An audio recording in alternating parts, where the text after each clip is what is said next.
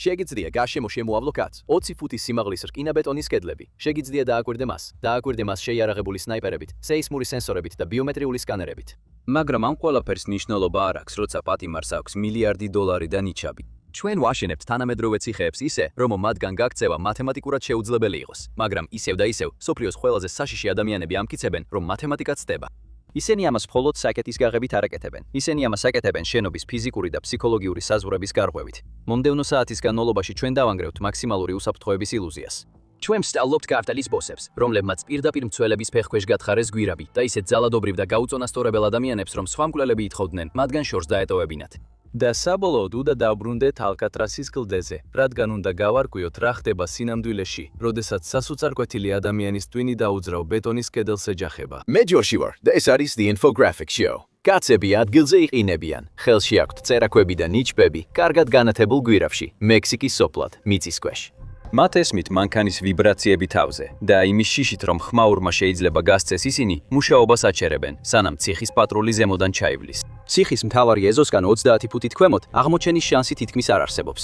მაგრამ რამდენიმე თვიანი საიდუმლო გვირაბის გათხრის შემდეგ ისინი ვერანაირ რისკს ვერ იღებენ, განსაკუთრებით მაშინ, როცა ასე ახლოს არიან თავიანთ მიზანთან, მექსიკის ყველაზე ცნობილი ნარკობარონის, ხოაკინ ელ ჩაპო გუსმანის ციხის საკანთან. თვეების განმავლობაში ისინი მყარ ქვას მხოლოდ წერაქვებითა და ნიჩბებით თხრიდნენ, მაქსიმალურად სწრაფად, რაც მათ შეზღუდულ აღჭურვილობას შეეძლო, მაგრამ დიდი სიფრთხილით. სამუშაო ბევრად უფრო სწრაფად წარიმართებოდა, რომ შეეძლოთ თანამედროვე გვირაბის გათხრის ტექნიკის, მაგალითად პნევმატური ჩაქუჩებისა და გვირაბგამყვანი მანქანების გამოყენება. მაგრამ ეს არა მხოლოდ ხმაურს გამოიწვევდა, რაც მათ გამოავლენდა, არამედ დიდ ყურადღებას მიიქცევდა მათი მოსამზადებელი ბაზა, რომელიც ციხის პერიმეტრიდან მხოლოდ 1 მილის მანძილზეა.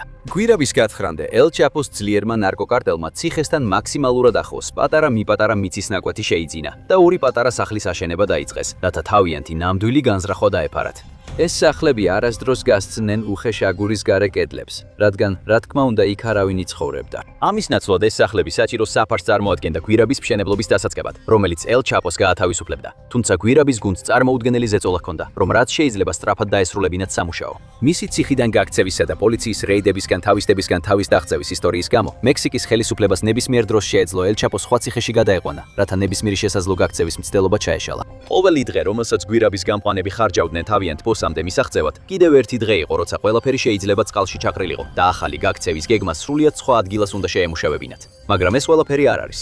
დაუსრულებელი შენობები ადგილობრივი ოფიციალური პირებისა და ცნობისმოყვარე სოფლის მცხოვრებლების ყურადღებას იპყრობდა. რატო დაიწყებდა ვინმე მშენებლობას ცარიელ მიწაზე და შემდეგ მოულოდნელად შეწყვეტდა, როცა მხოლოდ სახლის გარსი იყო აშენებული. დრო იწურებოდა და ზეწოლა იზრდებოდა. მის საკანში ელ ჩაპოს სამაგალითო პატიმარი იყო. მიუხედავად იმისა, რომ იგი წლების განმავლობაში მექსიკაში ერთ-ერთ ყველაზე შემზარავ ძალადობას უკეთავდა, ელ ჩაპო ციხის მცველებთან და თანამესაკნეებთან თავაზიან, მეტიც სასიამოვნო დამოკიდებულებას ინარჩუნებდა. მისი სატელეფონო საუბრები ყურადღებით კონტროლდებოდა. მისი წერილები ციხის ადმინისტრაციის მიერ მოწმდებოდა, მაგრამ მიმდინარე შეთქმულების შესახებ არც ერთი მინიშნება არ გამჟღავნებულა. ელ ჩაპო ამ დროისთვის უკვე ნამდვილი პროფესიონალი და მოთმინებით სავსე იყო, მაგრამ მისი მოთმინება იწურებოდა. გვირაბის გამთხრელებს თავიდანვე ურთულესი ამოცანა ჰქონდათ და იცოდნენ, რომ სწრაფად უნდა ემოქმედათ. მიუხედავად მათზე არსებული წარმოუდგენელი ზეწოლისა, მათ მოახერხეს არა მხოლოდ ელ ჩაპოსთან მისვლა პოტენციურ ციხის გადაყვანამდე, არამედ მხოლოდ 16 თვის შემდეგ ელ ჩაპოს საკანში შეაღწიეს. მათ მიერ აშენებული გვირაბი ძალიან დახვეწილი იყო, რამაც მოხელეები გააოცა და მოგვიანებით აღნიშნეს, რომ ასეთი მასშტაბის გვირაბის აშენება 18 თვიდან 2 წლამდე უნდა დასჭიროებოდა. მისი კედლები საჭიროების შემთხვევაში ხის პანელებით იყო გამაგრებული, ხოლო გენერატორი გვირაბში 1 მილის სიგრძის ვენტილაციის სისტემით სუფთა ჰაერს აწვდიდა, რათა გვირაბი ჟანგბადით ყოფილიყო უზრუნველყოფილი. მიწაზე გვირაბის მშენებლებმა რეალსები დააგეს და მოტოციკლეტი გამოიყენეს 2 ვაგონის გადასაადგილებლად, რომლებსაც მიწით ავსებულებს გვირაბში წინ და უკან დაატარებდნენ. როგორც კი ელ ჩაპოს მიაღწევდნენ, ის იმავე მოტოციკლეტზე დაჯდებოდა და სწრაფად გაივლიდა 1 მილს თავისუფლებისკენ. თუმცა მთელი ეს მიცა სადღაც უნდა წაეღოთ, ამიტომ გვირაბის მშენებლებმა ჭკვიანურად გადაიტანეს იგი გვირაბის შესასვლელთან, სადაც სხვები მიწას გარე მინდორზე ფანტავდნენ, იმის ნაცვლად, რომ უზარმაზარ გროვებად დაეყარათ, რაც უდავოდ მიიქცევდა ყურადღებას. მიუხედავად ამისა, ახალი მიწის არსებობა ცარიელი მინდვრების ჰექტრებზე საბოლოოდ აუცილებლად მიიქცევდა ყურადღებას და კითხვებს გააჩენდა, რომლებზეც ზედაპირზე მომუშავე ყალბის სამშენებლო ჯგუფისთვის პასუხისგაცემა ადვილი არ იქნებოდა. მოულოდნელად 2015 წლის 12 ივლისის ღამის შუაგულში ელ ჩაპოს საგანში, მის საშხაპეში, მეტალის გახეხვის ხმა ისმა გაისმა. რამდენიმე წამში საშხაპის კერამიკული ძირი ამოვარდა და პატიმრობაში მყოფ ნარკობარონს მეგობრული სახე მიესალმა, რომელიც სიბნელეში ჩასვლას უხმობდა. დროის დაკარგვის გარეშე ელ ჩაპო საიდუმლო გვირაბში ჩავიდა, 30 ფუტით დაბლა. ისეთ გვირაბში, რომელიც მხოლოდ ადამიანის სიგანის იყო, მაგრამ ზუსტად იმდენად მაღალი, რომ ელ ჩაპოს დგომა შეეძლო. ხშირად მტრებისგან მისი დაბალი სიმაღლის გამო დაცინვის მიუხედავად, გვირაბის გამთხრელებმა იზრუნეს იმაზე, რომ გვირაბი ზუსტად იმდენად მაღალი ყოფილიყო, რომ ბოსს სიარულისას მოხრა არ დასჭირვებოდა. თუ ოდესმე გვინახავს ელეგანტური ციხიდან გაქცევა, ეს ნამდვილად იყო ასეთი. გვირაბის შესასვლელიდან რამდენიმე ფუტში ელ ჩაპო პატარა მოტოციკლეტზე დაჯდა, რომელიც მეტალის რელსებზე იყო დამაგრებული. მითით სავსე ურიკები, რომლებიც თვეების განმავლობაში მიხავდათ, ახლა აღარ იყო. და საქმის დატოვებიდან სულ რამდენიმე წამში ელ ჩაპო განათებულ გვირაბში ისე მიემგზავრებოდა, როგორც ბავშვი ატრაქციონზე. 2 წუთის შემდეგ ელ ჩაპომ თავისი თავგადასავალი დაასრულა, როცა ხის კიბეზე ავიდა და გამოჩნდა იმ სახლის ცარიელ ნაგებობაში, სადაც მისი გუნდი წელიწადნახევრის განმავლობაში ფარულად მუშაობდა. სუფთა ტანსაცმელში გადაცმული ელ ჩაპო შემდეგ ავიდა სატვირთოზე და ღამის სიბნელეში გაუჩინარდა. უკან კი დატოვა საოცარი 1 მილის სიგრძის საიდუმლო გვირაბი და სრულიად გაწბილებული ციხის სისტემა და მექსიკის მთავრობა. ელ ჩაპო კვლავ დააკავეს გაქცევიდან სულ რამდენიმე თვეში. მას შემდეგ რაც მისი ახალი სამალავი მის ჩასვლამდე რამდენიმე კვირით ადრე გამოავლინეს დაუდევარმა შეიარაღებულმა პირებმა. ულმა პირებმა, რომლებიც ადგილობრივებმა შენიშნეს. მექსიკის ოფიციალურმა პირებმა მძიმედ შეიარაღებული ადამიანების შესახებ შეტყობინებებზე რეაგირებისას სახლი დაკვირვების ქვეშ აიყვანეს და გადაჭერეს კომუნიკაციები, სადაც საუბარი იყო იმაზე, რომ ბები ანდეი და სტუმრად აპირებდა მოსვლას. როდესაც მიხვდნენ, რომ ეს აუცილებლად მნიშვნელოვანი სამიზნე იყო, ოფიციალური პირები დაელოდნენ თავიანთ შანსს რომ დაერტყათ. 1 თვის შემდეგ მექსიკის სპეციალური დანაყოფის ჯარისკაცებმა სახლი დაარბიეს და რამდენიმე მცველი მოკლეს, მაგრამ ელ ჩაპო და მისი ერთ-ერთი ყველაზე მაღალი რანგის ლეიტენანტი, როგორც მიხვდით, საიდუმლო გვირაბით გაიქცნენ. სახლიდან 1 მილის მოშორებით ამოვიდნენ და 2-მა იარაღის მუქარით მანქანა მოიპარეს, თუმცა მძღოლმა ეს მაშინვე პოლიციას აცნობა. გატაცებული მანქანის შესახებ განგაშის გამოცხადების შემდეგ ფედერალურმა პოლიციელებმა მოპარული მანქანა აღმოაჩინეს და ორივე გაქცეული დააკავეს. ელ ჩაპო კი, თუმცა ისე არ წავიდოდა, რომ თავისუფლების ყიდვა მაინც არ ეცადა. იცოდა რა, რამდენად ადვილად მოსყიდვადი იყვნენ საჯარო მოხელეები წარსულში. ელ ჩაპომ პოლიციელები მოისყიდა, შესთავაზა ფული, სახლები და კიდევ მომგებიანი სამუშაოები, თუ მას გაათავისუფლებდნენ.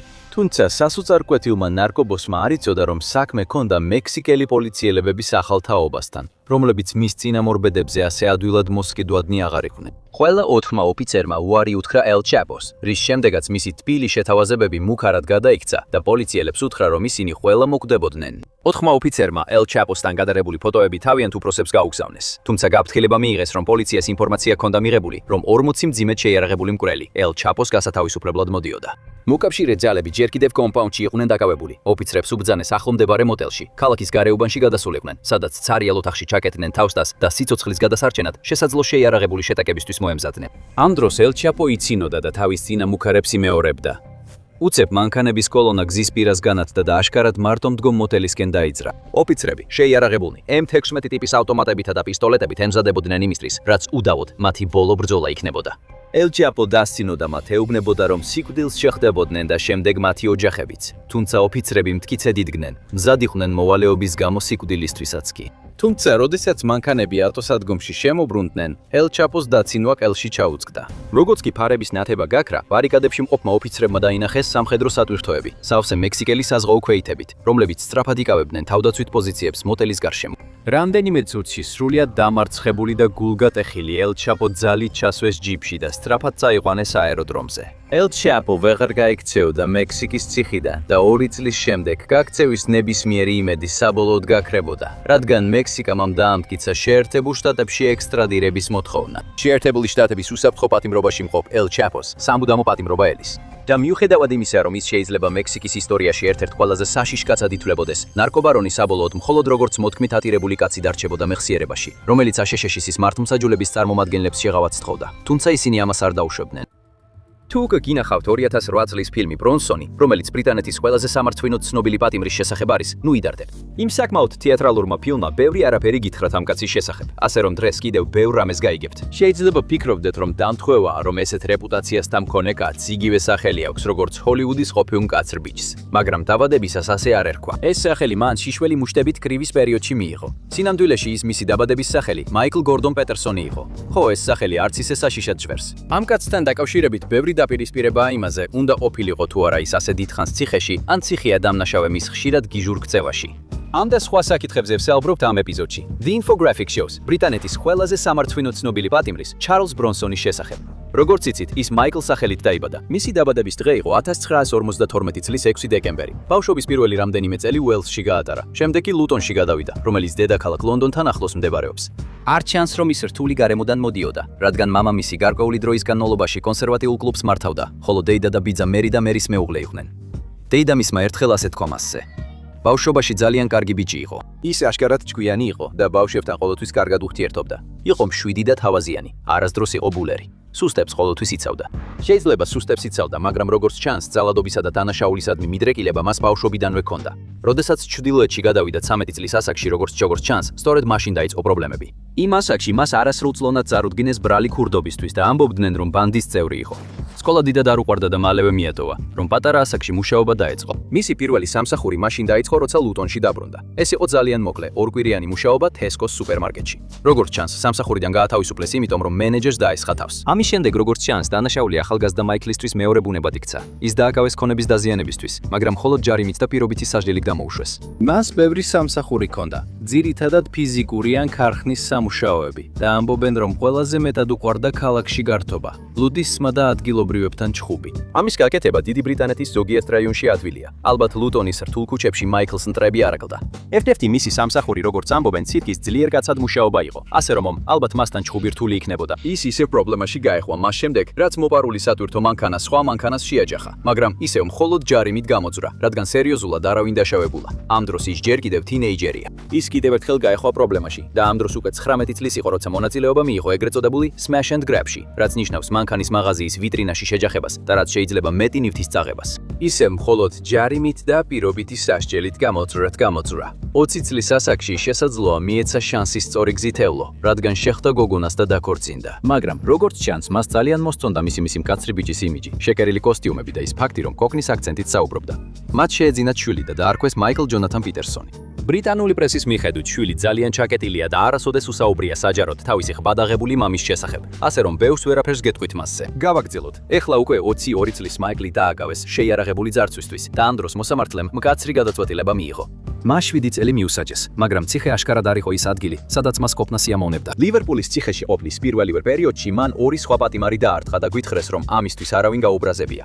ამის გამო ის იზოლატორში გადაიყვანეს, რაც მომავალში კიდევ ბევრჯერ მოუწევდა. შემდეგ ჰალის ციხეში გადაიყვანეს და ისევ პრობლემები ჰქონდა როგორც მცველებთან, ისე პატიმრებთან. მის დასამშვიდებლად და მამშვიდებლები მისცეს, რამაც როგორც ჩანს ძალიან ცუდად გახადა.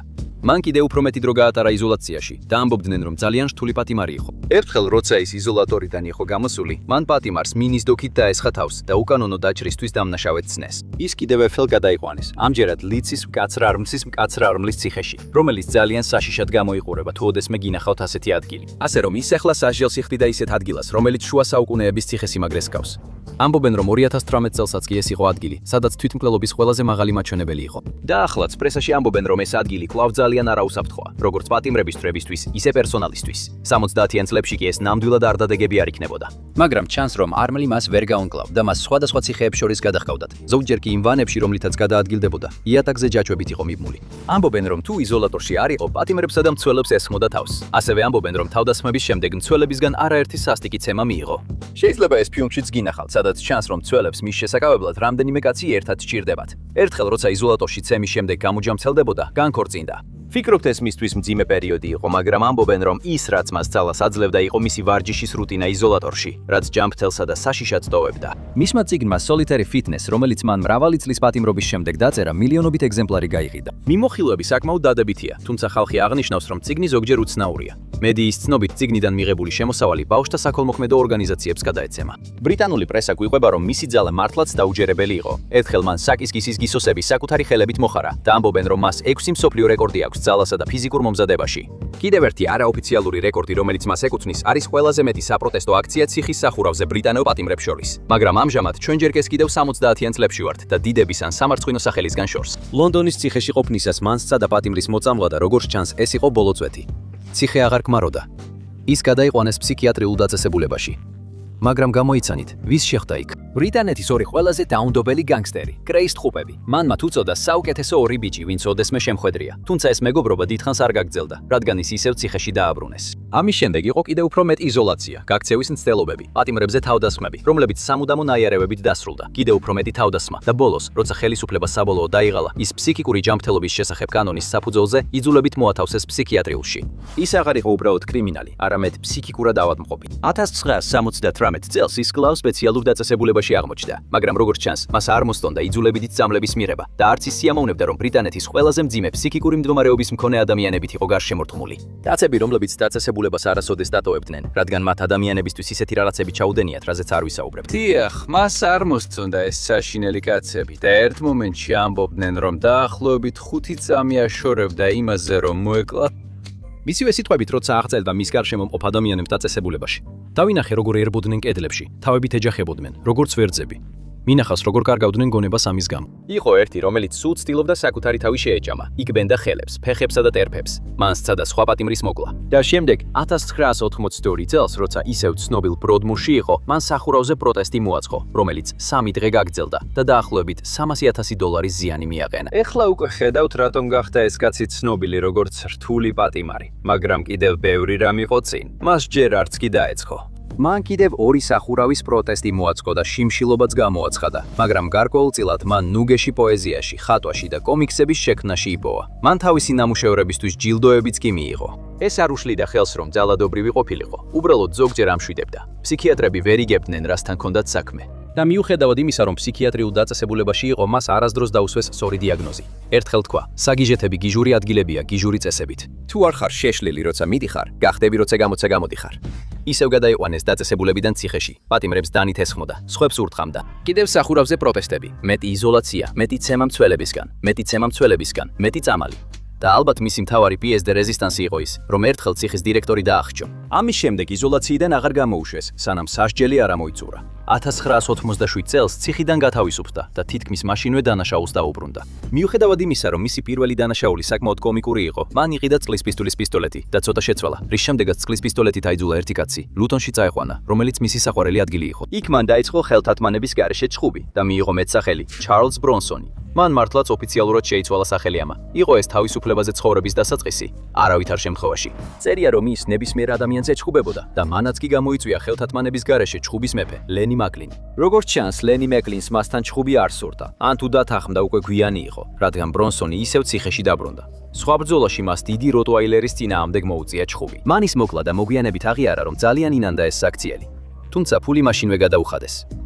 ციხიდან მხოლოდ რამდენიმე თვე იყო გამოსული და ისევ შეიფრეს შეიარაღებული ძარცვისთვის. დეტალებში არ შევოთ, მაგრამ მან ისევ იჩხუბა. თავს ესხმოდა პატიმრებსა და მცველებს. კიდევ უფრო მეტი დრო გაატარა იზოლატორში. რამდენჯერმე გადაიყვანეს სხვადასხვა ციხეში და ზოგჯერ აჯანყების დაწყებასაც ცდილობდა. 1989 წელს მას თავად დაესხნენ თავს. რამდენჯერმე ზურგში დაჭრეს, მაგრამ გადარჩა. პოლიციისთვის თავდამსხმელებზე არაფერი უთქვამს. 1992 წელს ის გაათავისუფლეს სულ რაღაც 53 დღით დააპატიმრეს, მაგრამ გაათავისუფლეს. შემდეგ ისევ დააკავეს თოფის ქონისა და ძარცვის დაგეგმვის ბრალდებით. აქ ყველაფერი გიჟურად განვითარდა, რადგან წინასწარი დაკავებისას მან ბიბლიოთეკარი მძევლად აიყვანა. პოლიციასთან მოლაპარაკებისას მას 3 მოთხოვნა ჰქონდა: გასაბერი თოჯინა, ვერტფრენი და ჩაის ჩიკა. ხო, სწორად გაიგეთ. მას 8 წელი მიუსაჯეს, მიუხედავად იმისა, რომ ამბობდა იარაღი თავის მოსაკლავად ჰქონდა. ეს პირველი შემთხვევა არ იყო, როცა თვითმკვლელობაზე ფიქრობდა. ის ისევ რთული იყო. ციხიდან ციხეში გადახავდათ და ზოგჯერ მრავალი დღის განმავლობაში შიშველი ტოვებდნენ ბნელ იზოლატორში. ერთ მომენტში მას ბრიტანეთის ნებისმიერ ციხეში ყველაზე საშინელ ადგილას მოათავსეს, რომელსაც ჰანიბალის გალიას ეძახდნენ. ეს ადგილი სხვა პატიმრისთვის იყო შექმნილი, რომელმაც ოდესღაც თანამესაკნეები მოკლა და ამბობდნენ, რომ ერთ-ერთ ტვინი კოუზით ამოიღო და შეჭამა. მიუხედავად იმისა, რომ ერთ მომენტში ციხის უფროსსაც კი დაესხა თავს, ამბობენ, რომ მას შემდეგ ბევრად უკეთ გახდა, რაც შეზღუდული შესაძლებლობის მქონე ბავშვებთან ურთიერთობის უფლება მისცეს. ასევე განაგრძობდა მულტფილმების ხატვას. ეს იყო მშვიდი დროები. ისინი დიდხანს არ გაგრძელებულა. მან კიდევ მეტი იზოლაცია და გადაყვანა გადაიტანა. შემდეგ კი ერთ-ერთ ციხეში თავის საკანში 2 ერაყელი გამტაცებელი მძევლად აიყვანა. ამბობდნენ, რომ მამამისის დაკარგვის შემდეგ ჭკუიდან გადადიოდა. ასევე ამბობდნენ, რომ მან მცველებს უთხრა, თუ მივახლოდებოდნენ, ძევლებს თავს მოაჭრიდა. ძევლებს აიძულებდა ფეხებზე ეკუთვნებინათ და მოეთხოვა მისთვის სიმღერები ემღერათ. მათთვის ის გენერალად იყო ცნობილი. მან მოითხოვა თვითმფრინავი, ტყვიამფრქვევები, ვაზნები და ხველისა და მწნილების სენდვიჩი. როგორც ჩანს, მოგვიანებით მხოლოდ ნაყინს ითხოვდა. ბოლოს მძევლები გაათავისუფლა და მის სასჯელს კიდევ 7 წელი დაემატა. მიუხედავად იმისა, რომ ფიზიკურად კარგ ფორმაში იყო, ამბობენ, რომ სიბნელეში და მარტოობაში გატარებულმა დროამ მის თვალებსა და სოციალურ უნარებზე უარყოფითად იმოქმედა და ახლა ადვოკატები მის მხარეს დადგნენ. სამწუხაროა, რომ ერთ-ერთი მათგანი მძევლად დაიყვანა. თუმცა მან მალევე გაუშვა, მაგრამ მას შემდეგ, რაც ერთმა სამოქალაქო მუშაკმა მისი ნახატები გააკრიტიკა, ისიც მძევლად დაიყვანა და შემდეგ ციხის ნაწილების დანგრევა დაიწყო. რა კიდევ? ხო, 1000 წლების შემდეგ ისევ დაქორწინდა. ისლამი მიიღო, სახელი შეიცვალა და კიდევ ერთი ადამიანი მძევლად დაიყვანა. ციგნი დაწერა, ბევრი ესკიზი გააკეთა და შემდეგ სახელი ჩარლზ არტურ ჩარლი სალვადორად გადაიკეთა, თავისი საყვარელი მხატვრის პატივსაცემად. ფილმი გამოვიდა და ის ყველასთვის ცნობილი გახდა. მანამდე ბევრი ადამიანი მას არ იცნობდა. ათასობით ადამიანმა მთელ მსოფლიოში დაიწყო მისი მხარდაჭერა. ამბობდნენ, რომ მიუხედავად იმისა, რომ ცუდი ბიჭი იყო, მისი პატიმრობა ზედმეტად დიდხანს გაგრძელდა. მაგრამ მას შეცდომების დაშვება ვერ შეეჩერა. 2014 წელს მან კიდევ ერთ ციხის უფროსს შეუტია. იმავე წელს მისი ნამუშევრები აუქციონზე გაიტანეს და მისი 200 ნამუშევარი, რომლებიც ხშირად ბნელი ხასიათის იყო, დაახლოებით 30,000 ფუნტად გაიყიდა. ბრონსონმა ამ თანხის დიდი ნაწილი ტვინის სიმსივნის საქველმოქმედო ფონდსა და კიტსის ჰოსპის ლუტონში შესწირა. ბრონსონმა თქვა, რომ მისი ძველი მეახლა მკვდარია და ხელახლა დაიბადა როგორც მხატვარი სალვადორი. მან კიდევ მეტი ნამუშევარი შექმნა. სხვა საქველმოქმედო ორგანიზაციებსაც შესწირა და ერთხელ ოქსფორდის უსახკაროებსაც დაეხმარა. 2017 წელს მან მსახიობზე იქორწინა და ის იმედოვნებს, რომ მალე ნახავს ბრონსონს თავისუფლებაზე. სულ იმ 44 წელზე მეტი დროიდან, რაც მან მოიხადა, 36 წელი იზოლაციაში გაატარა, ზოგჯერ სინათლის გარეშე. 2018 წელს თქვეს, რომ ის ღია ტიპის ციხეშია, მაგრამ 2 წელიწადში მის საქმეს გადახედავენ და შესაძლოა გაათავისუფლონ. ეს შეიძლება არ მოხდეს, რადგან მას სამუდამო პატიმრობა აქვს მის ჯილი ერთ-ერთი გატაცებისთვის. ეს იყო მასწავლებელი, რომელიც 1989 წელს 2 დღის განმავლობაში ჰყავდა ტყვეობაში. ბრიტანული მედიის ცნობით მან თითქოს და თავი კარაქში ამოისვა, როცა 65 წლის იყო და მცველებს ჩხუბში გამოიწვია. დაგტოვებთ იმ სიტყვებით, რაც ოდესღაც უთქვამს.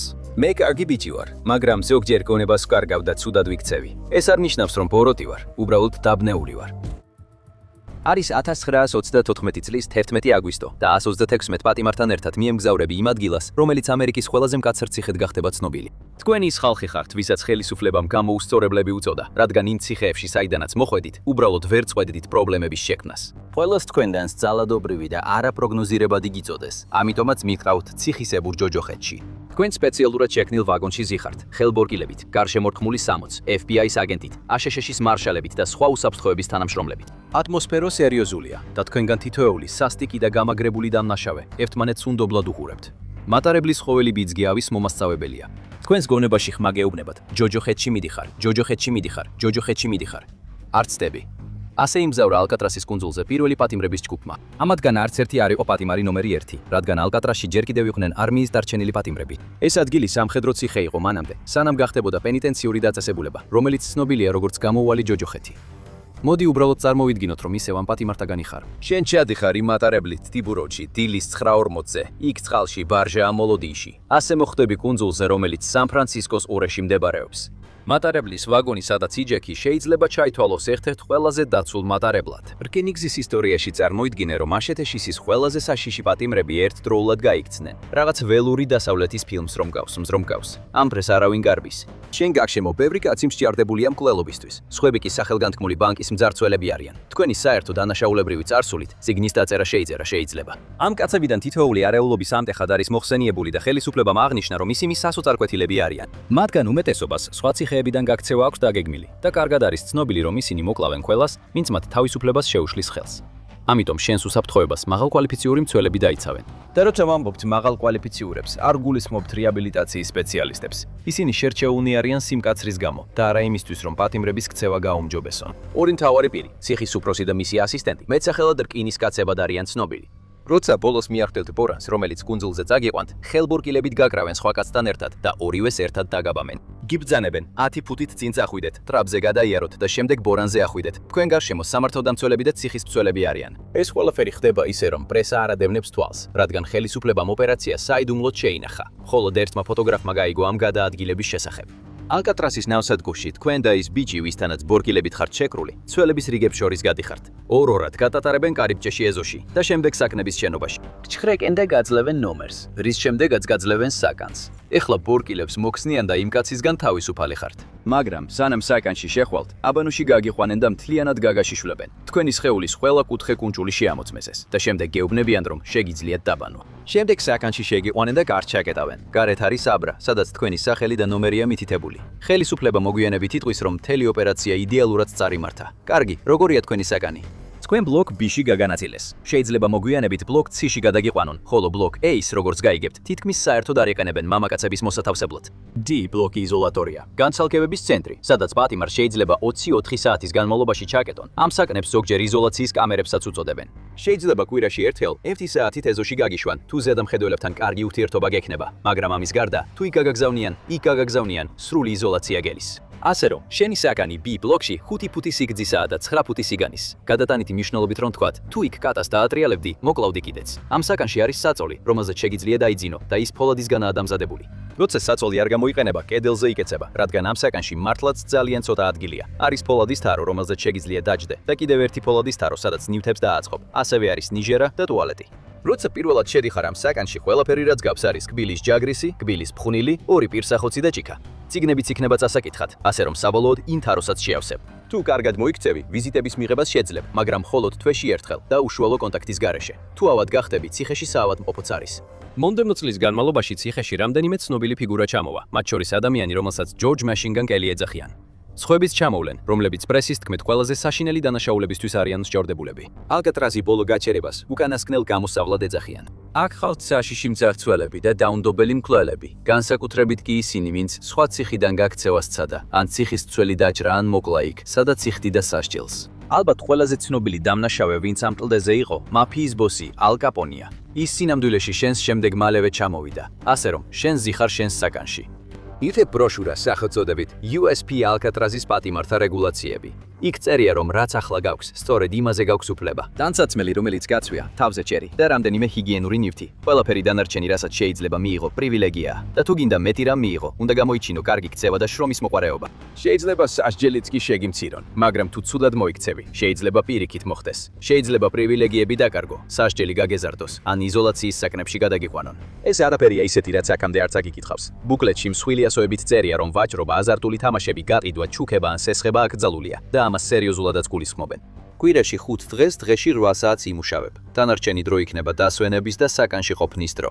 თვეში ორჯერ შეგიძლია ფილმის ყურება და თუ კარგ ქცევას გამოავლენ, ეზოში გახვალ და ხელბურთსაც ითამაშებ. ასევე გეუბნებიან, რომ ეს ჯერ არ მოხდება, რადგან პირველი 30 დღეს საკანში უნდა გაატარო. ამას კარანტინის პერიოდს ეძახიან. ეს არც ისე ცუდად ჟღეს. უბრალოდ გონია, რომ ცველები უფრო მკაცრები იქნებიან. ეს ნამდვილად ასეა, ამდვილად ასეა. დილით 7 საათზე გაგაღვიძებენ და დაგითვლიან. ამ დროს აბსოლუტური სიჩუმე უნდა დაიცვა, თორემ დაგსჯიან. ეს სიჩუმის წესი ყველაზე მეტად შეგაწუხებს და მცველები ამას ძალიან სერიოზულად ეკიდებიან. შეიძლება საკუთარი საკანი გქონდეს, მაგრამ სიჩუმე გაგაგიჟებს. შეგიძლია სადო უნიტაზის გავლით ლაპარაკი, მაგრამ ამის გამო სერიოზულ პრობლემებში აღმოჩნდები. შეგიძლია ილაპარაკო მაშინ, როცა სხვა პატიმრებთან ერთად ჯამ. საჭმელი, სულ მცირე, არც ისე ცუდია. სინამდვილეში საჭმელი საკმაოდ მოგწონს. ერთ დღეს საუზმეზე იღებ შვრიის ფაფას, რძეს, ძეხვს, შემწვარ კარტოფილს, ტოსტს და ყავას. სადილად კი იღებ ლობიოს სუპს, შემწვარ საქონლის ხორცს და ბოსტნეულს. სახამოს კი იღებ ღორის ხორცს ლობიოთი, სალატს, კიდევ ყავას და პურს. სხვა დღეს საუზმე მსგავსია, მაგრამ სადილი შედგება პანირებული თევზისგან, კარტოფილის სუპისგან, კომბოსტოსგან, პურისგან და ჩაისგან. ერთ სახამოს ვახშმად იღებ ბოსტნეულის სუპს, სპაგეტს და ხორცის ბურთულებს, ხილის პუდინგს და პურს. კიდევ კი სანელებლიანი ვაშლიც მოგართვეს. რა ხდება? შენ უკეთესად იკვებები, ვიდრე გარეთ იყავი და ბევრად უკეთესად, ვიდრე ბევრი ამერიკელი, ვინც უკიდურეს სიღარიბეში ცხოვრობს. მომავალ წლებში ალკატრასის გემრიელი საჭმელი ლემედად იქცევა და ნებისმიერ თანამედროვე პატიმარს მოუნდება, რომ დროში დაბრუნდეს, როცა ახლა მხოლოდ ერთი ნაჭერი ობიანი პური და საეჭვო ფაფა აქვს, სავსე უცნობი ხორცით და ქონით. ალკატრასში ზედამხედველები ფიქრობენ, რომ ჯანსაღი და გემრიელი საჭმელი კარგ ქცევას გამოიწვევს და ძალადობა შეამცირებს. დრეში 3 კარგი კვება პატიმარს ფიზიკურად და მენტალურად ჯანმრთელად უნდა შეინარჩუნოს.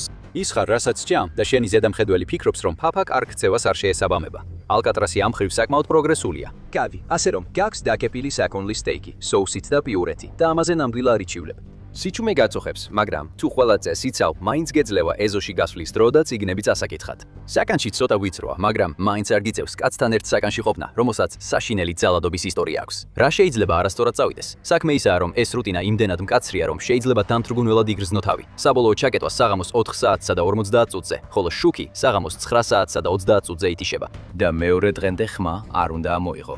ედვარდ უისკი სახელად კაცს ალკატრაზი ძალიან არ მოეწონა. ის პატიმარია ნომერი 47 და პირველი კაცია, ვინც იქ თავი მოიკლა. სხვებიც მიხვებიან მას. რა თქმა უნდა, არსებობს ბულინგი და ეს ერთ კაცს აიძულებს სერიოზულად დააზიანოს თავი. მას სუს გადაიყვანონ სხვაგან, რადგან ყოველდღიურად ბულინგის მსხვერპლია. ასე რომ შენთვის თუ ბულინგის მსხვერპლი არ გახდები, ცხოვრება შეიძლება ნორმალური იყოს. უბრალოდ უნდა დაემორჩილო მკაცრ რეჟიმს. შეგიძლია ბიბლიოთეკაშიც კი წახვიდე და რადგან კარგად იკვებები და ვარჯიშობ, შეიძლება მართლა რეაბილიტირდე კიდეც. სინამდვილეში როგორც საშუალო პატიმარი, წელიწადში თითქმის 100 წიგნის წაკითხვას შეძლებ. წლების განმავლობაში გექნება შესაძლებლობა მუსიკალურ ინსტრუმენტზე დაკვრა ისწავლო და რადიო მოусმინო. პრობლემა ისაა, რა მოხდება თუ წესებს არ დაემორჩილები. აი სწორედ მაშინ ალკატრაზი ჯოჯოხეთად იქცევა, ჰელკატრაზად. დავამატებ, რომ წესების დარღვევა ძალიან მარტივია. დუმილის კოდექსი დიდი ენთუზიაზმით სრულდება და ყოველთვის მოწესრიგებულად უნდა გამოიყურებოდე. შენი საკანი უნაკლოდ სუქთა უნდა იყოს და მიუხედავად ამინდისა, ძალიან ბევრს უნდა იმუშაო. ალკატრაზში მუშაობისგან თავის არიდება შეუძლებელია, ასე რომ შეიძლება ითქვას, რომ იქ ნულოვანი ტოლერანტობის წესებია. ეხლა როცა ეს გახსოვთ, უნდა იცოდეთ, რომ იქ სავსეა ხვადაღებული კრიმინალებით, რომლებსაც თვითკონტროლის პრობლემა აქვთ. ყველაფერი შეიძლება არასწორად წავიდეს. თქვათ, ერთ დღეს ვეღარ უძლებ დამთრგუნველ წესებს და იწყებ ღამით ლაპარაკს და საკანს აღარ ასუფთავებ. გიგზავნიან იზოლაციაში, მაგრამ იქაც იგივე საკეთებ. ადამიანებს ურთხავ და მცველებს უქმეხად პასუხობ. სწორედ მაშინ გადაგიყვანენ D-ბლოკში და ჩაქსვამენ მე-9-დან მე-14 საკანში. ამას ეძახიან კარცერს. და სანამ იქ შეგაგდებენ, გაშიშლებენ და გცემენ. მცველები დროდადრო დაბრუნდებიან და გაგდანჯავენ. ცივ ბეტონის იატაკზე წევხარ და საკანში სინათლე არ შემოდის. შეგიძლია კვირაში ერთხელ იბანაო და შეიძლება კვირაში კვირაში 1 საათით ეზოშიც გაგიყვანონ. დანარჩენ დროს იმ ცივ ბნელ საკანში ატარებს, სადაც ცხოველზე უარესად გექცევიან. არ გაძლევენ არც კბილის ჯაგრის და არც საპონს, რომ თავი დაიბანო. ერთ მომენტში მცველი ცივ წყალს გადაგასხამს. საკანი კანალიზაციასავით ხარს და იმ გემრიელ საჭმელზე ფიქრიც დაივიწყე. დღეში 4 ნაჯერ პუს გაძლევენ და მერე კვირაში ერთხელ ნორმალურ საჭმელს გაძლევენ. საბოლოოდ ალკატრაზის საშიში ადგილია უკვე შეხედვიდანვე და იქ არიან დაუნდობელი ადამიანები, რომლებიც შეიძლება აქ ჩაგრონ ან მოკლან კიდეც. საჭმელი კარგია, მაგრამ ზოგი ადამიანი უბრალოდ ვერ ეგუება წესებს. აი რას ამბობს ამაზე შენი ერთ-ერთი თანამესაკნე? კაცები ნელ-ნელა ჭკუიდან გადადიან შეზღუდული და უცვლელი რუტინის დახვეწილი წამების წამების ქვეშ. კაცები ტყდებიან და მერე სჯიან მათ, ზოგჯერ ძალიან მკაცრად და ეს ხშირად ხდება. კითხვა ასეთია: შენც გატყდები თუ გაუძლებ ყველაფერს? 20 წლის ბიჭი, რომელიც ფიქრობს, რომ აშშ-ის სამართლის სისტემის მსხვერპლი გახდა, გამოსვლას ცდილობს. ფსიქიატრიულ განყოფილებაში, სადაც ის განათავსეს, დროს ელოდება სანამ შანსს დაინახავს, რომ სამედიცინო კარადაში შევიდეს. ბიჭს საკეთების გაღება არ უჭირს. ის კიდევ მრავალი წლის განმავლობაში ბევრ საკეთს აღებს. იმ კარადაში არის ბოთლი, ძალიან ძლიერი ფსიქოტროპული ნივთიერების, რომელსაც ეწოდება LSD. ის იღებს იმ ბოთლს და ისევ, როცა დრო დადგება, ჩუმად შედის პერსონალის ოთახში და მთელ ბოთლს ადუღებულ ყავაში ასხამს. შემოსული და გამავალი პერსონალი ყველა მიიღებს დოზას, რომელსაც შეიძლება გმირულიც კი უწოდო. მისი სიტყვებით კაცმა მოგვიანებით თქვა: გეგმა იყო, როცა ყველა საკმარისად აფორიაქებული იქნებოდა, საკეთებს გავხსნიდი და წავიდოდი. რამდენიმე დამხმარემ და პერსონალმა პალატაში ერთმანეთში უნებლიეთ მიიღო დაახლოებით 100 ტაბლეტი LSD. შეიძლება თქვენ არ ხართ ის ტიპი, ვინც ბევრს იცნობს ისეთ რაღაცებზე, როგორიცაა LSD, მაგრამ გეტყვით, რომ რამდენიმე ადამიანზე 100 ტაბლეტი მათში ძლიერ ჰალუცინაციებს გამოიწვევდა. გეგმა ზუსტად ისე არ წარიმართა, როგორც იმ კაცს სურდა. პირიქით, იმ ყავის დალევიდან ცოტა ხანში ერთი დამხმარე სარდაფში ჩავიდა და უყურებდა, როგორ ტრიალებდა სარეცხის საშობი აპარატი. მისი გუგები ახლა დიდი, შავი, მწვინავი დისკებივით იყო და ის უყურებდა იმ ბრუნავ დოლურას და უბრალოდ გონება დაეკარგა. მანქანა მისი სასიკვდილო მტერი გახდა. დამხმარე ყვიროდა საშრობ აპარატზე, ურტყამდა მუშტებს, ურტყამდა ფეხებს. იმ დროს კი ზემოთ პალატაში ხალხი ძლიერ ჰალუცინაციებში იყო. ერთ-ერთ ქალ ფსიქიატრ ექიმს არ ეტყობოდა, სად იყო ან ვინ იყო. მას ხედავდნენ, როგორც ეკვალდა გიჟივით პალატაში აქეთ-იქით და სექსუალურად გამომწვევი მანერით აცნობებდა შოკირებულ პატიმრებს, რამდენად საშინლად ცხელოდა. სცენა იყო საშინელებისა და კომედიის ფანტასმაგორია, მაგრამ მთელი ამ სრული სიგიჟის დროს იმ საერთო ჰალუცინაციური თრობის დამგეგმავი და შემსრულებელი ვერ მოახერხა გაქცევა. უსაფრთხოების სამსახური მალე გამოიძახეს და პერსონალი სადღაც წაიყვანეს, რომ მათი მძიმე ჰალუცინაციური თრობიდან დამშვიდებულიყნენ. ტანსაცმლის საშობი მთლიანად დაშლილი იყო და ერთი კაცის თვალში დამარცხებული. მოგესალმებით მაკ დეფრისტის ცხოვრებაში, ფლორიდის ჰუდინის.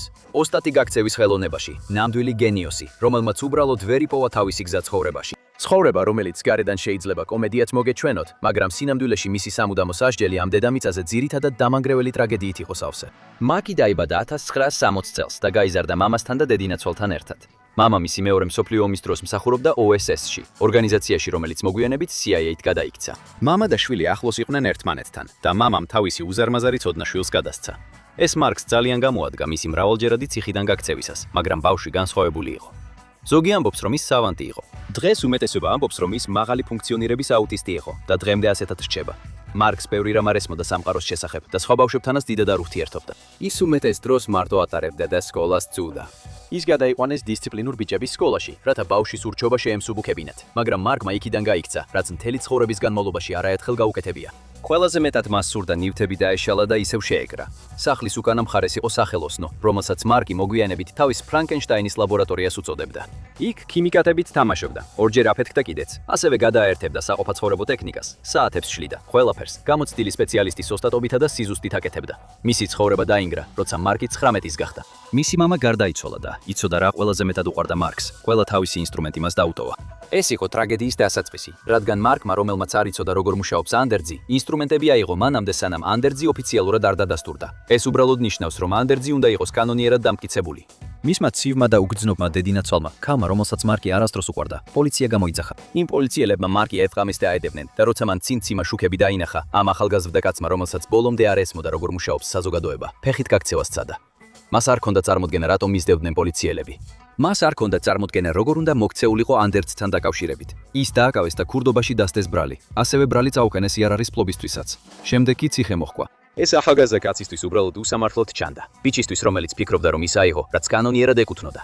ერთ დღეს ბიბლიის შესწავლის გაკვეთილის შემკვეთილის შემდეგ, როდესაც ის და სხვა პატიმრები საქმეში მიხავდათ, რამდენიმე კაცმა უბრალოდ გაქცევა დაიწყო და მჭრელი მავთულ ხლართის ღობისკენ გაემართა. ვერც ერთმა მათგანმა ვერ გადალახა, მაგრამ მარკმა ზუსტად იცოდა, როგორ გადაელახა ასეთი ღობე, რადგან მამამის ოდესღაც ასწავლებია, როგორ შეიძლებოდა ამის გაკეთება. მარკმა შემდეგ მანქანა ანთების სისტემის შემოვლით დაქოქა, გზას დაადგა, ამის გასათევად მოტელში დაბინავდა. ეს იყო მისი პრობლემა. მას ესმოდა გაქცევასთან დაკავშირებული ტექნიკური დეტალები, მაგრამ არ ჰქონდა გონიერება, ცხოვრებისეული გამოცდილება, სოციალური ინტელექტი, რომ დიდხანს აეცილებინა სამართალდამცავები. ამის შემდეგ კიდევ 6 ბრალდება მიიღო. ის ისევ ციხეში დაბრუნდა, სადაც მასზე 14-მა პატიმარმა იძალადა, რომლებიც ვერ იგებდნენ ამ უცნაურ ბიჭს, რომელიც ვერ ერგებოდა გარემოს, მაგრამ არ ეშინოდა მათთვის შეპასუხების. ამ 14-მა, ასე ვთქვათ, მაგარმა ბიჭმა მას სასტიკად სცემეს და სექსუალურად იძალადეს. ამის შემდეგ მარკმა მაჯები გადაიჭრა, თავის საკნის კარს დაარტყა. ის მთელი დღე ყვიროდა და გაჰკიოდა და მალე ფსიქიატრიულ განყოფილებაში გადაიყვანეს, სადაც ყავის ქვაბში მთელი ბოთლი LSD ჩაასხა. სასჯელ აღსრულებისა და მართლმსაჯულების სისტემას ეგონა, რომ უბრალოდ უჩი ბავშვი ყავდათ, რომელსაც გაუმართლა და მავთულ ხლართების ღობეზე გადაძვრა მოახერხა. პატიმარი არ მოსწონდათ, პრობლემური იყო. ის უხეშად ლაპარაკობდა და ხშირად არ ასრულებდა იმას, რასაც ეუბნებოდნენ. ამის გამოცლების განმავლობაში მარკი რამდენჯერმე მცველებმა სცემეს. მას გაქცევა სჭირდებოდა, ხოლოდ ამაზე ფიქრობდა ყოველთვის. უნდა გაიგოთ, რომ მის გონებაში, რომელიც სხვებისგან განსხვავებულად მუშაობს, მან მხოლოდ მამის ხელსაწყოები აიღო და ეს ხელსაწყოები მას მისცეს. მარკის აზრით გაქცევები დანაშაული არ იყო, არამედ სწორი საქციელი. სინამდვილეში ის უბრალოდ ძალიან რაციონალურად იქცეოდა. ხელსაწყოები ნიშნავს გონებას, პატიმრობა ნიშნავს ცუდს, გაქცევა ნიშნავს სწორ საქციელს. ერთ დღეს კითხეს, სურდა თუ არა ხეზე მუშაობისა და ხელსაქმის ახალ საქმიანობაში მონაწილეობა. რა თქმა უნდა, სურდა. ეს იყო ბიჭი, რომელიც ბრწყინვალედ ამზადებდა ნივთებს, მაგრამ როცა მარკმა ნახა დახვეული სპილენძის ფუცლები, პირველი რაც გაახსენდა იყო, აშკარად არ უნდათ რომ აქ დავრჩე.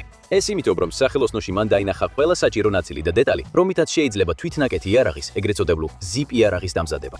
სპილენძით მან გააკეთა იარაღის ლულა და შემდეგ მიამაგრა ეს თვითნაკეთი პისტოლეტის ტარზე. როცა იარაღი მზად ჰქონდა, შემდეგი რაც გააკეთა იყო ის, რომ მოიპარა ყინულის საჩუქრეთი და ის თავის საკანში წაიღო.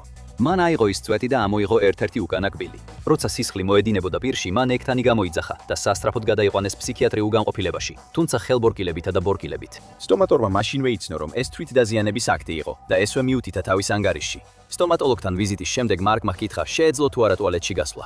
ტუალეტში მან ისევ გახსნა ბორკილები და ამოიღო თავისი ხელნაკეთი იარაღი. როცა მარკმა თავისი იარაღი მცველებს დაუმიზნა და აიყვიყვირა, ვინც გაინძრევა თუ ვინც ამოვასხა. იმ პალატაში მყოფი ზოგიერთი პატიმარი ალბათ ფსიქიკურად არასტაბილური დაიწყო ხტუნვა და ყვირილი. მარკმა მაგიდას ესროლა, რათა დაემტკიცებინა, რომ მისი იარაღი ნამდვილად მუშაობდა. ამის შემდეგ ის ისევ გაიქცა, გავიდა გარიდან და გაიქცა ახლომდებარე ტყეში, მაგრამ ისევ მას უბრალოდ არ იცოდა, როგორ დარჩენილიყო თავისუფალი. მან კიდევ ერთი მანქანა მოიპარა, მაგრამ მალევე დააკავეს. ეხლა ის ადგილობრივი მედიის სათაურებში ხდებოდა, მაგრამ ციხის სისტემა ისინი უკვე საკმაოდ გაბრაზდნენ ამ ბიჭზე. მას შანსები ჰქონდა, ეხლა კი უნდათ რომ ეწამა. და მართლაც, მან ტანჯო ციხეში განიცადა. სანამ ხელისუფლება ცდილობდა გაერკვია, იყო თუ არა ეს ბიჭი სასამართლოს წინაშე წარსადგომად ფსიქიკურად ქმედუნარიანი, ისინი მას 24 საათის განმავლობაში გამოკეტილ მდგომარეობაში ამყოფებდნენ. იყო თუ არა ის სასამართლოზე წარსადგენად ვარგისი, 4-მა ფსიქიატრმა თქვა: არა, არავითარ შემთხვევაში. ის ფსიქიკურად ავადაა. ამ ადამიანს არ ესმის რა არის სწორი და რა არასწორი. დიახ, მას ესმის სასამართლო სისტემა და ის არ არის გიჟი. სინამდვილეში აშკარად ძალიან ნიჭიერია, მაგრამ მაინც მას საერთოდ არ ესმის რატომ არის აქ. ის არ უნდა გასამართლდეს. ერთმა კაცმა თქვა, რომ ასე არ იყო და მარკი სიმულანტად გამოაცხადა. ანუ ადამიანად, რომელიც ფსიქიკურ ავადმყოფობას იბრალებს. იმავე კაცმა 10 წლეულების შემდეგ აზრი შეიცვალა. ეს არ დაეხმარა 20 წლის მარკს, რომელიც ისევ ციხეში დააბრუნეს. იქ მან კიდევ ერთი იარაღი გააკეთა. წინა თვითნაკეთი იარაღის გაუმჯობესებული ვერსია. მიუხედავად იმისა, რომ ამჯერად ცარიელი კბილის პასტის ტუბი გამოიყენა. იმ პერიოდში იარაღების კეთებით ვიყავი გატაცებული. მარკი მოგვიანებით გაიხსენებს. ყველაფრისგან შემეძლო იარაღის გაკეთება. ამჯერად მან ცოლებს დაემუქრა და იმის დასამტკიცებლად, რომ იარაღი მუშაობდა, კედელს ესროლა. ის ნამდვილად მუშაობდა და ბევმა სხვა პატიმარმა დაინახა, რომ მარკმა მცველებისკენ არც კი ესროლა. მაგრამ ეს უკვე საკმარისი იყო. მცველებმა მარკი თითქმის სიკვდილამდე სცემეს და შიშველი, დალურჯებული და გატეხილი სრულიად ბნელ საკაში ჩააგდეს. 11 დღის შემდეგ მან მიიღო საპროცესო შეთანხმება, ისე რომ არც კი იცოდა რას ნიშნავდა ეს. კედლისკენ სროლის გამო მას მკვლელობის მცდელობაში დამნაშავედ წნეს. მოგვიანებით იგი ფლორიდის შტატის ციხეში გადაიყვანეს. ციხეში, რომელიც იმ დროს სრულიად უკონტროლო იყო მიჩნეული, სადაც ძალადობა და მკვლელობა ჩვეულებრივი ამბავი იყო. ამერიკაში არც ერთ პატიმარს არ სურდა იქ მოხვედრა. იქ ამყოფებდნენ ყველაზე საშიშ დამნაშავეებს, მაგრამ ციხეებს შორის ეს იყო ყველაზე უარესი. მარკი მაინც ზოგჯერ ურჩი იყო. ის ჯერ კიდევ ვერ ხვდებოდა ციხის სისტემას ან ციხის წესებს და ხშირად სასტიკად სცენდნენ როგორც მცველები, ისე პატიმრები. ამიტომაც დაიწყო თვითნაკეთი იარაღების დამზადება. როცა ისინი აღმოაჩინეს, ისევ კარცერში დააბრუნეს. მისი იზოლაცია ხშირად სრული მარტოობის ცხოვრება იყო. ციხის ადმინისტრაციის ბრძანებით პატიმარს არ ჰქონდათ ანსაცმელი, არც მატრასი ან ზეწარი. საუბარი ვინმესთან აკრძალული იყო, მათ შორის ნდობით აღჭურვილ პატიმრებთანაც. მას არ აძლევდნენ ჰიგიენურ საშუალებებს, ხელსახოცებს, კბილის პასტას, საპონს. ზოგჯერ საკანში წყალსაც კი უთიშავდნენ და ტუალეტის ჩამორეცხვაც არ შეეძლო. საჭმელს ხელებით ჭამდა და აბსოლუტურ სიბნელეში. საამება და დამცირება მოგვიანებით შეადარეს იმას, რაც გუანტანამოს ყურეში ხდებოდა. მას უწევდა ცხოვრება სიჩუმესა და სიბნელეში, შიშველს, როგორც გაჭედილ ცხოველს. და თუ ეს არ არის სასტიკი და უჩვეულო სასჯელი, მაშინ რა არის? მისი სასჯელი შუა საუკუნეების სისასტიკეს არ ჩამოუვარდებოდა და შეიძლება ითქვას, თანამედროვე წამების ფორმა იყო. ციხე მის ერთიან უსაფრთხოების სიაში შეიყვანა ყვანა, ასე რომ, როცა სრულ სიბნელეში არ იყო, მაინც არ აძლევდნენ საქმიდან გამოსვლის უფლებას. მისივე სიტყვებით თქვა: შეგიძლია 2, 3, 4, 5, 6, 7 წელი გაატარო ისე, რომ ეზოს საერთოდ არ ნახო. სულ ჯამში მას ჰქონდა 10 წლიანი თხოვნები მზის ნახვაზე და ყველა უარყვეს. მაგრამ მაინც ახერხებდა დარაჯების დანახვას და რასაც აკეთებდა, იყო ის, რომ მათ გასაღებებს აკვირდებოდა. შემოწმების შემდეგ გასაღებების ჭრილები დაიმახსოვრა და შემდეგ საკუთარი ნაკრები ქაღალდით გააკეთა. ამერიკაში ყველა საკეთისთვის გასაღები გავაკეთე, თქვა მან მრავალი წლის შემდეგ. შეძლო კი ოდესმე მათი გამოყენება. მარკმა სულ 13 ჯერ სცადა გაქცევა და 7 ჯერ წარმატებით მოახერხა. ერთხელ ღობეზე აძვრა და ორივე ფეხი მოიტეხა. მან როგორღაც მოახერხა სატვირთოს გასაღების გარეშე დაქოქვა, პოლიციის ბლოკპოსტის გარღვევა და შემდეგ, მაღალი სიჩქარით დევნის შემდეგ, სატვირთო ვიღაცის მისაღებ ოთახში შეიყვანა. ისინი ძალიან გაბრაზდნენ, როგორც მოგვიანებით თქვა, იმ ხალხის გამო ვისი სახშით შევარდა. მას ასობით დისციპლინური შენიშვნა ჰქონდა, მაგრამ არასდროსავისთვის ზიანი არ მიუყენებია. ისინი ძირითადად უმნიშვნელო დარღვევებისთვის იყო, ან იმისთვის, რომ იპოვეს იარაღით, რომელსაც ინახავდა, იმისთვის, რომ თავი დაეცვა იმ ძალადობრივი ადგილებისგან, სადაც მას ათავსებდნენ. მისი ამბავი საჯარო გახდა და ახლა საზოგადოების უმეტესობა ამბობს, რომ ეს არის ადამიანი, რომელსაც აქვს ფსიქიკური პრობლემები და რომელიც ციხის სისტემამ გაანადგურა ჯერ კიდევ პირველივე წელს, როცა მას სასტიკად ცემეს და სექსუალურად იძალადეს პატიმართა ბანდა. ის გაათავისუფლეს პირობითად 2019 წლის 5 თებერვალს, იმ პირობით, რომ 1 წელი ფსიქიკური ჯანმრთელობისა და ნარკოდამოკიდებულების ცენტრში გაატარებდა. წლების განმავლობაში მას დამოკიდებულება ჩამოუყალიბდა იმ მრავალ პრეპარატზე, რომელსაც ციხეში იღებდა. მხოლოდ რამდენიმე დღეში მას ბიპოლარული მანიის ნიშნები გამოუვლინდა და თირკმელები უმტყუნებდა. ასევე მას მეტამფეტამინზე დადებითი ტესტი ჰქონდა. მარკი შემდეგ ისევ დააბრუნეს ციხეში და როგორც ახლა ვხედავთ, ის ელოდება რომელ ციხეში გადაიყვანენ. უკვე 40 წელი გავიდა მას შემდეგ, რაც გარდაცვლილი მამის ხელსაწყოებით წავიდა. ამ წლებიდან 27 წელი მან სამარტოო საკანში გაატარა, ან მზის გარეშე, ან სრულ სიბნელეში. ალკატრასის კუნძული, სადაც ცუდად სახელგანთქმული ციხე მდებარეობდა, სან-ფრანცისკოს ყურიდან დაახლოებით 1 და მე-4 მილის მანძილზე. თავდაპირველად აქ შუქურა იყო, შემდეგ სამხედრო ბაზა, ხოლო მე-19 საუკუნეში სამხედრო ციხედ გადაიქცა, სანამ 1934 წელს ამერიკის ერთ-ერთ ყველაზე გახმაურებულ ციხედ არიქცა, რომელიც 1963 წლამდე ფუნქციონირებდა. ეს პატარა კუნძული, რომლის ზომაც მხოლოდ 1675 ფუტი 590 ფუტზე, დღესაც ციხეს მასპინძლობს, თუმცა მხოლოდ როგორც ერთგვარი სევდიანი მუზეუმი. ცნობილი როგორც კლდე, აქ აშშ-ის ყველაზე საშიში დამნაშავეები იყვნენ მოთავსებული. ამბობდნენ, რომ ამ კუნძულიდან ვერავინ გაიქცეოდა, მაგრამ ისტორია გვიყვება, რომ ორმა კაცმა ეს შეძლო, ან შეიძლება წყალში დაიღუპნენ. ბევრმა სხვამ სცადა და ვერ მოახერხა. Al Capone. როცა საქმე იტალიურ მაფიასთან დაკავშირებულ სახელებს ეხება, ალბათ ალ კაპონე ის სახელია, რომელსაც ყველაზე მეტი ადამიანი იმახსოვრებს. შეიძლება ის ბევრ ფილმსა და სატელევიზიო შოუში გინახავთ. და თუ ასეა, იცით რომ მას როგორც ძალიან ნათელი, ასევე ძალიან ბნელი მხარე ჰქონდა. ის მდიდრებს ძარცვალდა და ზოგჯერ ღარიბებსაც ეხმარებოდა. ასევე მან მრავალი ადამიანი მოკლა და სხვების მოკლაც უბრძანა. როგორც ჩანს, მას ზოგჯერ ძალიან ფეთქებადი ხასიათი ჰქონდა. ის ასევე წმინდა ვალენტინის დღის ხოცვა ჟლეტის უკან იდგა. ამის შემდეგ კი უფრო მეტად სიძულვილის ობიექტი გახდა. ის პირველად 1929 წელს დააპატიმრეს სასიკვდილო იარაღის დარებისთვის, მაგრამ სასჯელი მოკლე იყო. თუმცა 1931 წელს მას გადასახადების გადაუხდელობასა და ალკოჰოლის აკრძალვის კანონის დარღვევაში დასდეს ბრალი და ციხეში ყოფნის შემდეგ ის ალკატრასში გადაიყვანეს. 1939 წელს გაათავისუფლეს, მაგრამ შემდეგ წლებში მას ჯანმრთელობის მრავალი პრობლემა შეექმნა, სიფილისის გართულებების გამო. მან გონება დაკარგა და 1947 წელს გარდაიცვალა. James Whitey Belgeri. იტალო-ამერიკელი განგსტერიდან ირლანდიელ-ამერიკელ განგსტერამდე და ადამიანი, რომელიც კვლავაც ასახულია ფილმებსა და სატელევიზიო შოუებში. არ არის გასაკვირი, რომ მასაც ძალიან ფიცხი ხასიათი და ზოგჯერ სისხლის წყურვილი ჰქონდაო, ამბობდნენ. ის რკინის ხელით მართავდა, მაგრამ ასევე იყო FBI-ის ინფორმატორი. ამიტომ ალბათ სწორედ ამის გამო ის 2018 წელს, როცა უკვე მოხუცი იყო, ციხეში სცემეს და მოკლეს. იყო თუ არა ის საშიში, ძალიანაც კი. და მიუხედავად იმისა, რომ მას მხოლოდ 11 კვლელობაში წაუყენეს ბრალი, არიან ადამიანები, რომლებიც ამბობენ, რომ მან ათეულობით ადამიანი მოკლა, ან მოკლა უბრძანა. ის ალკატრასის ციხეში მრავალი წლით ადრე ჩასვეს, ვიდრე 1959 წელს დაეცემოდა. მანამდე კი ატლანტის ციხეში ჰქონდა სასჯელი მოხდილი. ეს იყო ძველი სტილის ბანკის ძარცვებისთვის და მას 20 წელი მიუსაჯეს. ეს სასჯელი შეუმცირეს მას შემდეგ, რაც გაირკვა, რომ ის მონაწილეობდა არც თუ ისე ეთიკურ MK Ultras LSD-ის ცდებში. წერენ, რომ ის კლასიკას კითხულობდა და ძირითადად თავის საქმეს აკეთებდა, მაგრამ გაქცევის იდეა მის კონებაში ყოველთვის ახლოს იყო. ის იყო იმ კაცების მეგობარი, რომლებმაც შესაძლოა გაქცევა შეძლეს და მთელი ცხოვრება სჯეროს და სჯეროდა, რომ ისინი მართლაც გაიქცნენ. ერთხელ დაწერა, რომ გაქცევის დილა იყო ჩემი ცხოვრების ერთ-ერთი ყველაზე ბედნიერი მომენტი. მახსოვს ეს ისე თითქოს გუშინ მოხდა. მათი გაქცევიდან ერთი თვის შემდეგ მან დატოვა კუნძული. კიდევ 3 წელი სხვა ციხეში გაატარა და 1965 წელს გაათავისუფლეს. შემდეგ ის კიდევ უფრო აქტიური და სასტიკი კრიმინალი გახდა. 90-იან წლებში მისი სახელით ერთ-ერთი ყველაზე მასშტაბური ძებნა ჩატარდა. მან დაჭერას 16 წლის განმავლობაში თავი აარიდა. და თქვენ იცით რა დაემართა მას სიბერეში, როცა ციხეში იყო? Robert Stroudy. თქვენ შეიძლება უკეთ იცნობდეთ ამ ადამიანს, როგორც ალკატრასის ფრინველების კაცს. მიუხედავად იმისა, რომ აშშ-ის ხელისუფლება მას ერთ-ერთ ყველაზე საშიშ ადამიანად მიიჩნევდა, ის თითქმის არ იყო ისეთი სისხლის მსმელი, როგორც ის ორი ადამიანი, რომლებზეც ადრე ვისაუბრეთ. თუმცა ის იყო პროფესიონალი კრიმინალი და მას ფსიქოპათის დიაგნოზი დაუსვეს. მან ასევე თავს დაესხა სხვა პატიმრებს, ციხის პერსონალს და ერთხელ ხელნაკეთი დანით პირდაპირ გულში დაჭრა ციხის მცველი. მცველი გარდაიცვალა და ხელისუფლებას ამ ძალადობრივი პატიმრის მოთმენა აღარ შეეძლო. 1942 წელს ის ალკატრასში გადაიყვანეს და მინიმუმ 6 წელი იზოლაციაში გაატარა. ის გარდაიცვალა სამედიცინო ცენტრში, ჯერ კიდევ სასჯელის მოხდისას. მას ფრინველების კაცს ეძახდნენ, რადგან ციხეში ყოფნისას ფრინველებს უვლიდა და ზრდიდა. იმსახურებს თუ არა ის ამ სიაში ყოფნას. დიახ, რა თქმა უნდა, მხოლოდ იმ ადამიანების რაოდენობის გამო, ვისაც ციხეში ყოფნისას ავნო. Machine Gun Kelly. არა, ეს არ არის ის სახელი, რომელიც მას დაბადებისას მშობლებმა დაარქვეს. ეს კაცი ჯორჯ კელი დაასახელეს ნათლობისას და ზრდასრულ ასაკში ის ამერიკაში ერთ-ერთ ყველაზე საშიშ ადამიანად იქცა. ალბათ მისი მეტსახელიდანაც მიხვდებოდით, რომ ავტომატური იარაღის გამოყენება უყვარდა და ერთხელაც FBI მას ავტომატის დახელოვნებული მსროლელი უწოდა. მისი საყვარელი იარაღი იყო თომსონის ავტომატი. თქვენ ყველამ ნახეთ ეს იარაღი ძველ განგსტერულ ფილმებში. ეს ის იარაღია, რომელსაც დიდი მრგვალი მჭიდი აქვს.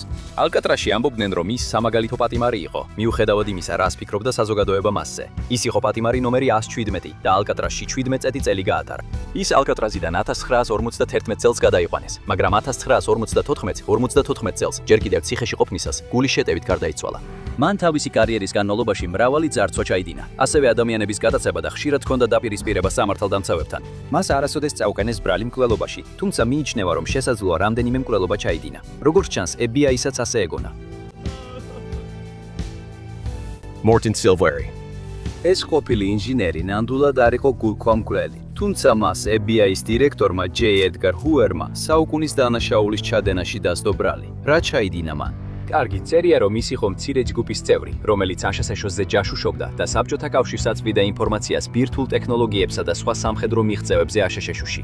ბევრმა თქვა, რომ ის უდანაშაულო იყო, მაგრამ მაინც 1951 წელს ჯაშუშობის ბრალდებით 30 წლით დააპატიმრეს. მან სულ თითქმის 18 წელი მოიხადა. ალკატრასში დარჩა მანამ სანამ ის 1963 წელს არ დაიხურა და ამბობდნენ, რომ ის სამაგალითო პატიმარი იყო. მის 1974 წლის წიგნში, სახელად დროის მოხდის შესახებ, ის ამტკიცებდა თავის უდანაშაულობას და ამბობდა, რომ მისი დანაშაული პოლიტიკური მიზნებისთვის იყო შეთითხნილი. ალკატრასში მას ოთახიც კი ჰქონდა, საიდანაც Golden Gate-ის ხიდი ჩანდა და დროის უმეტეს ნაწილს წიგნების კითხვაში ატარებდა. ზოგიერთი წყარო ამბობს, რომ ის კარგად ურთიერთობდა სხვა პატიმრებთან, რადგან იყო მშვიდი ადამიანი და ასევე იმის გამო, რომ მას სახელმწიფოს მტრად მიიჩნევდნენ. მართლა მიაწოდა მან საბჭოთა კავშირს ისეთი ინფორმაცია, რაც აშშ-ისთვის უკიდურესად საშიში შეიძლებოდა ყოფილიყო. ეს თქვენ უნდა გამოიძიოთ. Alvin Crippy Carpisi, ეს განგსტერი. ამერიკის დეპრესიის პერიოდში ეს მეტსახელი არ დაუქმევიათ იმის გამო, რაც გააკეთა. არამედ იმიტომ, რომ მისმა მეგობრებმა და თანამოაზრეებმა ფიქრობდნენ, რომ მას ძალიან ბოროტული ღიმილი ჰქონდა. მან მოიპოვა აღიარება, როგორც ამერიკის 4 ნომერ პირველი მტრიდან, ერთ-ერთი 1930-იან წლებში, როდესაც ხელმძღვანელობდა ბეიკერ კარპისის ბანდას. საინტერესო ფაქტია, რომ ის იყო ერთადერთი გადარჩენილი, ეგრეთ წოდებულ ნომერ პირველი მტრებიდან, რადგან დანარჩენები ყველანი მოკლეს, სანამ ციხეში მოხდებოდნენ. შეგიძლია გამოიცნო, ვინ იყვნენ დანარჩენი სამი. ისინი იყვნენ John Dillinger, Pretty Boy Floyd და Babyface Nelson. კარპისმა ასევე იყო ალკატრასში ყველაზე დიდხანს მყოფი პატიმარი. მან სულ 26 წელი მოიხადა. მისი დანაშაულები მრავალრიცხოვანი იყო და მოიცავდა ძარცვას, გატაცებას, ბინაში შეჭრასა და მკვლელობას. ასევე ამბობენ, რომ ის წარმოუდგენლად ჭკვიანი იყო. მან Charles Manson's გიტარაზე დაკრასტელა, როცა სხვა ციხეში სასჯელს იხდიდა. ერთხელ მენსონი აღწერა, როგორც ადამიანი სასიამოვნო ხმითა და მომხიბვლელი ხასიათით, თუმცა მისი თქმით ის უჩვეულოდ მორჩილი და მშვიდია მსჯავრდებულისთვის. მას არასდროს აქვს მკაცრი სიტყვა სათქმელი და არასდროს ერთვება კამათშიც კი. თავისუფლებაზე გამოსვლის შემდეგ მან წიგნი დაწერა და ამბობენ, რომ შესაძლოა თავი მოიკლა, როცა ესპანეთში ცხოვრობდა და კიდევ ერთ წიგნს წერდა. სხვები კი ამბობენ, რომ უფრო სავარაუდოა შემთხვევით ზედმეტი დოზა მიიღო. Henry Young. ეს კიდევ ერთი შემთხვევაა, როცა ადამიანი საშიშია არა მხოლოდ იმის გამო, რაც გარეთ ჩაიდინა, არამედ იმის გამოც, რაც სასჯელის მოხდისას გააკეთა. ბატონი იანგი იყო მსჯავრდებული ბანკის მძარცველი, რომელზეც ამბობდნენ, რომ ძევლებს იღებდა და ყოველთვის კარგად არ ექცეოდა მათ. მან სხვადასხვა ციხეში გაატარა დრო, მაგრამ ბოლოს 1930-იან წლებში ალკატრასში აღმოჩნდა. 1939 წელს მან და კიდევ 4 ადამიანმა გაქცევა სცადეს, რაც დასრულდა იმით, რომ ორმა დანებდა, ორმა გაიქცა. ერთს ესროლეს და მოკლეს, ხოლო იანგმაც დანებება გადაწყვიტა. ამბობენ, რომ ალკატრასში ყოფნისას მას ძალიან მკაცრად ეპყრობოდნენ და მრავალი წელი პატარა საკანში მარტო გაატარა. ერთ-ერთი განმარტოებაში ყოფნის შემდეგ მან მოკლა იმ ადამიანთაგან, ვისთან ერთადაც გაქცევა სცადა. მისმა დაცვის მხარემ განაცხადა, რომ მკვლელობის ნაწილობრივ მიზეზი იყო ის სასტიკი მოპყრობა, რომელსაც ის განიცდიდა. მან აღწერა, როგორ იყო განმარტოება და თქვა: არ გაქვს ფეხსაცმელი, საწოლი, მატრასი, არაფერი, გარდა 4 ნესტიანი კედლისა და 2 საბნისა. კედლები შავად არის შეღებილი. დღეში ერთხელ 3 ნაჭერ პურს მაძლევდნენ. არა, ეს შეცდომა. ზოგჯერ 4 ნაჭერსაც მაძლევდნენ. მან ასევე თქვა, რომ დაბანის საშუალება არ იყო. ის საბოლოოდ სხვა ციხიდან 1972 წელს გაათავისუფლეს. მან პირობითი გათავისუფლების შემდეგ მიიმალა და მას შემდეგ აღარავის უნახავს. John de Clarence Anglinevy. კარგი, შეიძლება ეს ორი ისეთი საშიში არ იყო, მაგრამ შოუს დასრულება მათზე საუბრის გარეშე არ შეგვიძლია. რატომ? იმიტომ, რომ ესენი არიან ის ბიჭები, რომლებიც, როგორც ამბობენ, ალკატრასიდან გაიქცნენ. ძმებმა ეს მესამე კაცთან, Frank Morrisთან ერთად გააკეთეს. ეს იყო ხანგრძლივი და დეტალური მომზადება გაქცევისთვის. კაცებმა რამდენიმე თვე გაატარეს იმ ხელსაწყოების დამზადებაში, რომლებიც მათ შახტებით გაქცევაში და ციხიდან გამოსვლაში დაეხმარებოდათ. ეს დიდი ძალისხმევა მოითხოვდა. კაცები ჭკვიანურად მალავდნენ ამ ხელსაწყოებს და იცოდნენ, როგორ დაეფარათ ხმაური, როცა რაღაცას ამზადებდნენ. მათ საპარიკმახეროდანაც კი მოიპარეს ადამიანის თმა, რათა საწოლებში დატოვებული მანეკენები რეალურად გამოჩენილიყვნენ. თავებისთვის კი გამოიყენეს საპონი, რომელიც მოიპარეს და შემდეგ სახის ფორმა მისცეს. მაგრამ მათ წლის გადაკვეთა სჭირდებოდათ და ამისთვის ააგეს გასაბერი ნავი, რომელიც ნაწილობრივ მოპარული საწვიმრებით გააკეთეს. ყველა მათგანი პროფესიონალი კრიმინალი იყო დაპატიმრებამდე, ხოლო მორისი მრავალი დანაშაულისთვის იყო დაპატიმრებული, ძირითადად ქურდობასთან დაკავშირებული დანაშაულებისთვის. ასევე ამბობენ, რომ მას პატიმრისთვის საკმაოდ მაღალი IQ ჰქონდა, 123. ძმები ორივე ბანკის მძარცველები იყვნენ, მაგრამ ცნობების მიხედვით ისინი ქურდობას მაშინ ჩადიოდნენ, როცა ხალხი არ იყო ახლოს, რადგან არასდროს სურდათ ვინმესთვის ზიანი მიეყენებინათ. ასევე ამბობდნენ, რომ თუ ხალხი ახლოს იყო, მხოლოდ სათამაშო იარაღს იყენებდნენ. მიუხედავად ამისა, ისინი წარმატებულები იყვნენ და ბევრ დიდ ბანკს ძარცვავდნენ. რადგან ისინი ერთგვარად სიმპათიური კრიმინალები იყვნენ, საზოგადოების დიდი ნაწილი მათი გაქცევის ამბავს, რომ გაიგო, გაუხარდა, რომ თავი დააღწიეს. ხელისუფლებას სურს იფიქროს, რომ ყველა მამაკაცი დაიღუპა, მაგრამ ბევრი ადამიანი ფიქრობს, რომ მათ სისტემა დაამარცხეს და თავისუფლება მოიპოვეს. რასაც არ უნდა ფიქრობდეთ, მათი ამბავი ისტორიაში შევიდა. ეხლა გადადით და ნახეთ, რატო მოკლეს JFK-ისთან დაკავშირებული ყველა ადამიანი უეცრად და იდუმალ ვითარებაში. ან უყურეთ ამას.